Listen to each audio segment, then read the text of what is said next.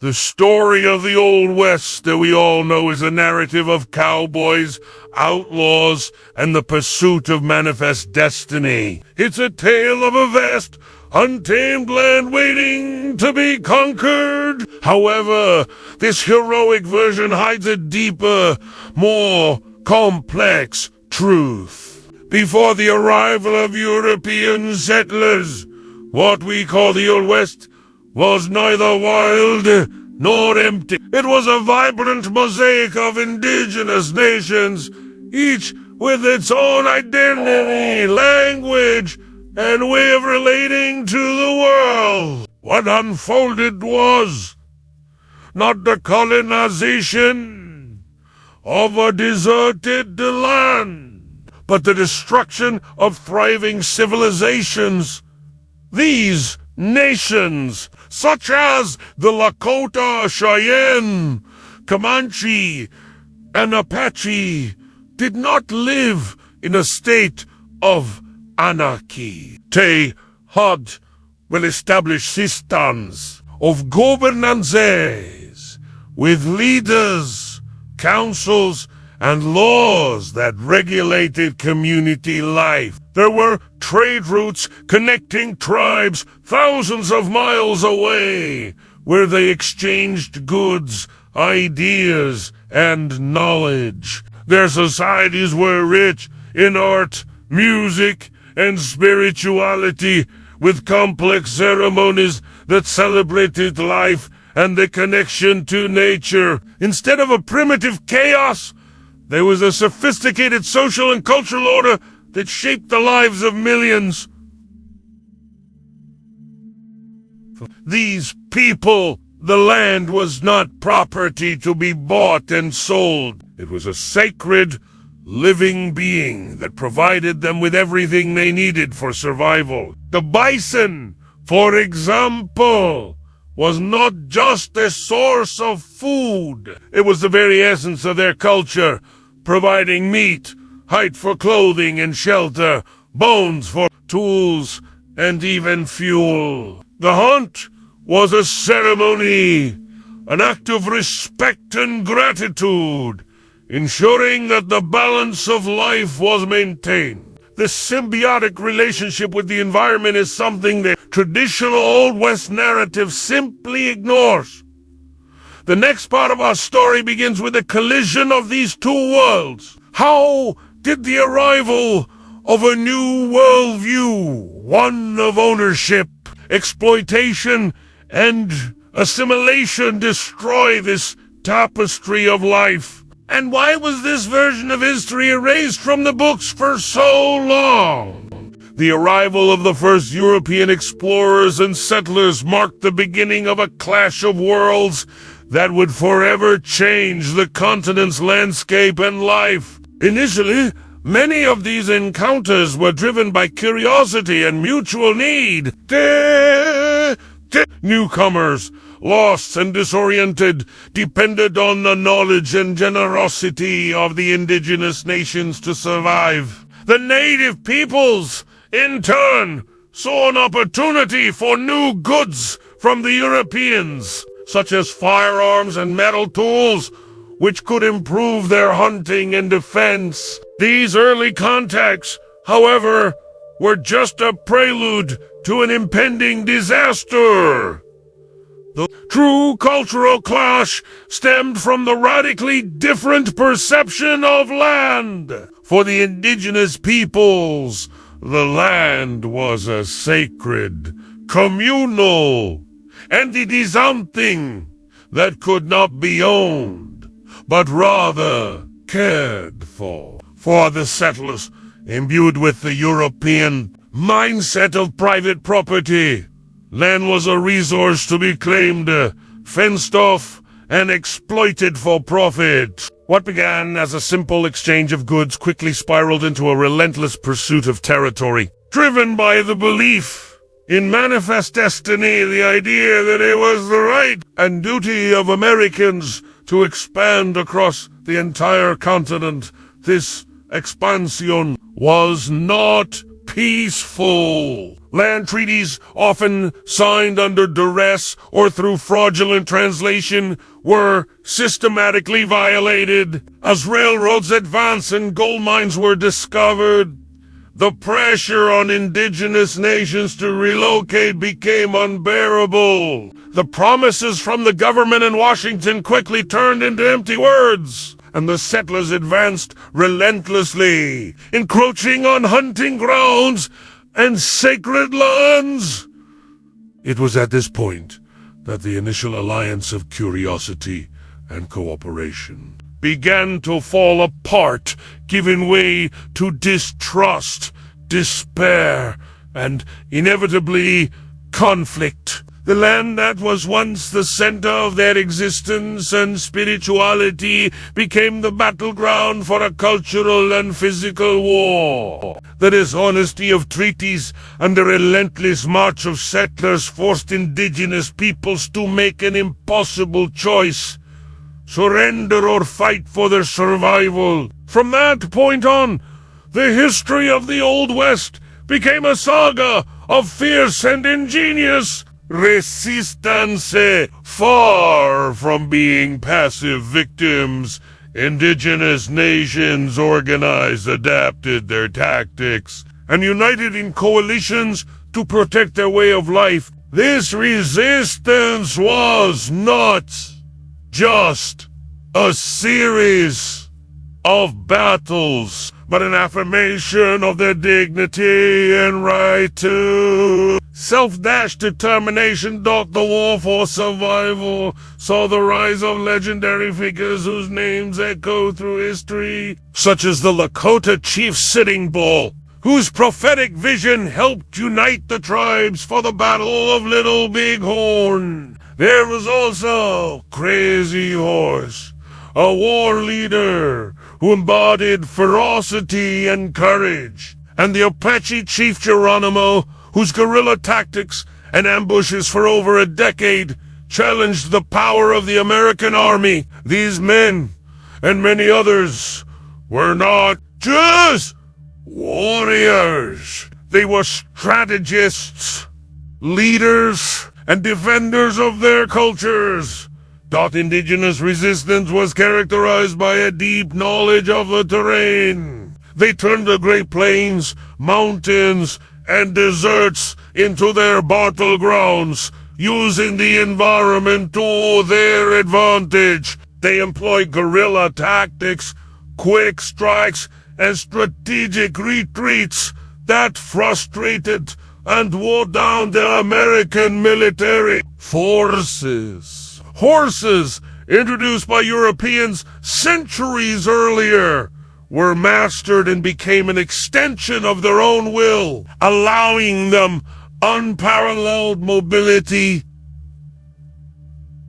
This struggle was not just for territory, but for everything that was sacred to them. Their families, their rituals, their languages, and their spiritual connection to the land. Although the numerical and armament superiority of the American army eventually prevailed, the indigenous resistance left an indelible mark. It demonstrated a courage and resilience that disproved the narrative that these peoples simply disappeared. They fought with everything they had, showing the world that the true spirit of the Old West was one of resistance, not conquest. The history of the Old West, as it is told, frequently marginalizes the role of indigenous women, portraying them as secondary or invisible figures. However, they were the beating heart of their communities, performing essential roles that went far beyond what the European patriarchal view could comprehend. Far from being mere spectators, women were spiritual leaders, healers, guardians of culture, and in many cases, fearless warriors.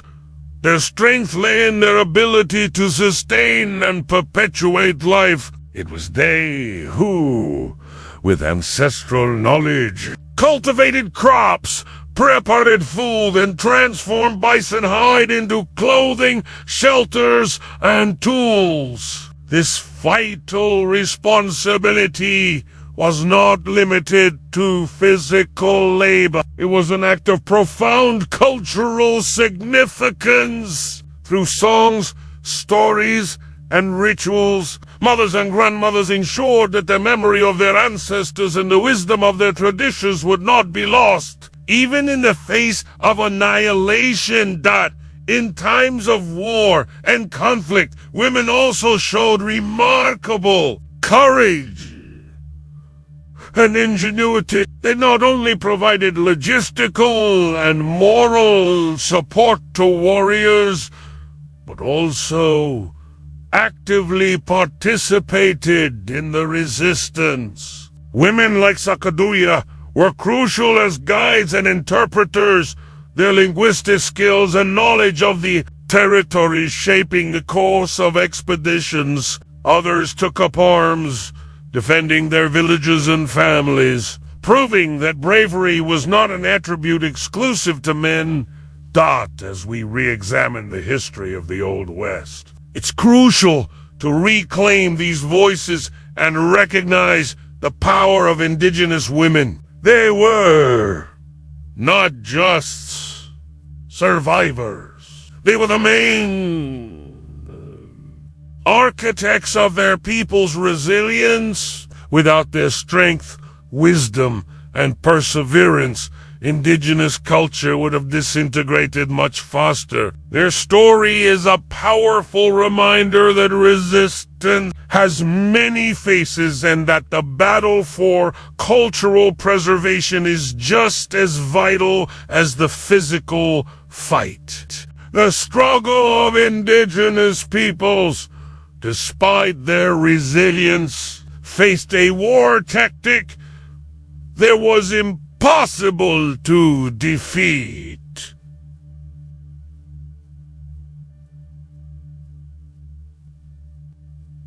The systematic destruction of their main source of life. The American government and bison hunters intentionally initiated a mass slaughter of the bison, the animal that provided food, shelter, tools, and the spiritual foundation for many of the Plains nations. The landscape that once teemed with millions of bison was brutally silenced. This was not a hunt, but an ecological genocide, with the goal of starving the indigenous people into submission. As the bison disappeared, indigenous communities, deprived of their means of subsistence, were weakened and forced to surrender. This strategy was cruelly effective. Gradually, the tribes were cornered and moved to reservations, isolated and often inadequate areas of land that were a fraction of the size of their original territories. Life on these reservations was radically different. Hunting, traditional agriculture, and ceremonies that depended on the vastness of the land became impractical. The goal of the reservations was not just to confine indigenous people, but to force assimilation and the abandonment of their cultures. The reservations became symbols of desolation and hopelessness. The freedom of movement, a fundamental part of many tribes' identity, was lost. The dependence on the government for rations and supplies, which were often of poor quality or insufficient, dismantled social structures and the people's autonomy. Confinement and disease led to devastating mortality, and the loss of sacred land had a profound psychological and spiritual impact, a collective grief for the loss of their world. The creation of the reservations is one of the darkest chapters in American history, but it is also proof of the cruelty and effectiveness of the strategy of cultural annihilation. What the RE could win in battle, the destruction of a way of life.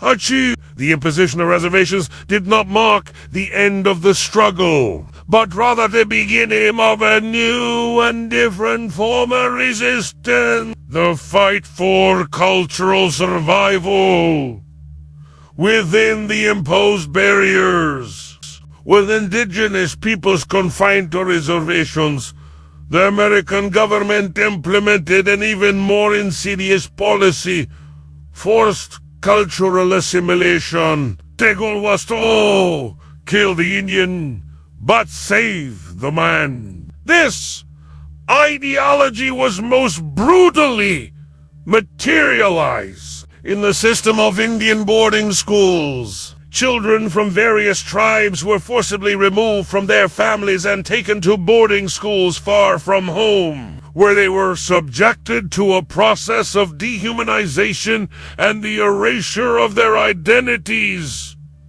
In these schools, oppression was the only language. Children were forced to cut their long hair, a profound offense to many native cultures. Their indigenous names were replaced with American names, and their native language was strictly forbidden. If they spoke their language, they were severely punished. Traditional religion was replaced with Christianity, and their tribal clothing was exchanged for uniforms. The goal was clear: to eradicate every last trace of their cultural heritage.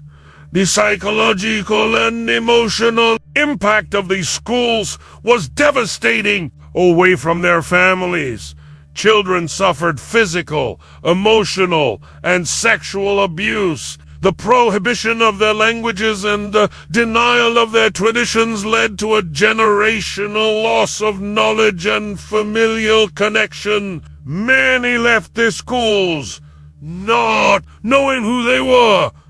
They were no longer fully indigenous, but they were not accepted by white society either. They became a people between two worlds, with the pain and trauma of having their identities stolen.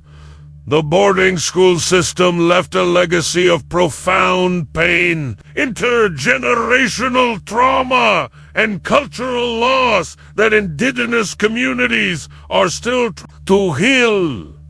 To heal. This assimilation attempt was not just an education policy. It was a calculated act of cultural violence, an attempt to destroy a people from the inside out.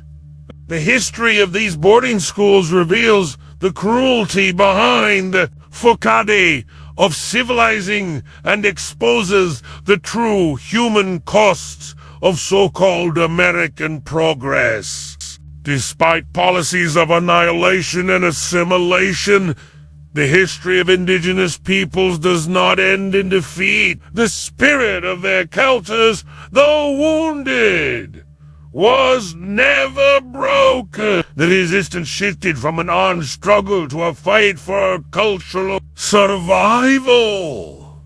In secret, on and off, the reservations, traditions were kept alive. Sacred rituals, forbidden and punished, were performed in isolated forests or closed homes, passed down by word of mouth. The oral transmission of ancestral stories became a vital form of preservation, with the elders ensuring that the legends and wisdom of the ancestors were not forgotten. Art and craftsmanship also played a crucial role. Communities continued to weave baskets, make pottery, beadwork, and carve wood, not just for subsistence, but as a way of keeping their visual narratives and cultural symbols alive. These objects, which carried deep meanings, were a form of silent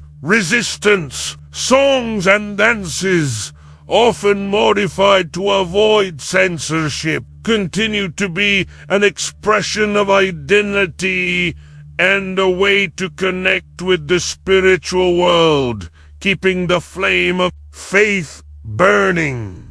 Over time, cultural resistance adapted and found new ways to express itself. Young people educated in assimilation schools became bridges between worlds, using the language and tools of the settlers to defend their rights and tell their own story. New leaders emerged who, instead of wielding bows and arrows, used the pen and the law to fight for tribal sovereignty. The resilience that once manifested in epic battles now showed up in the silent persistence of a family teaching their native language to their children in secret.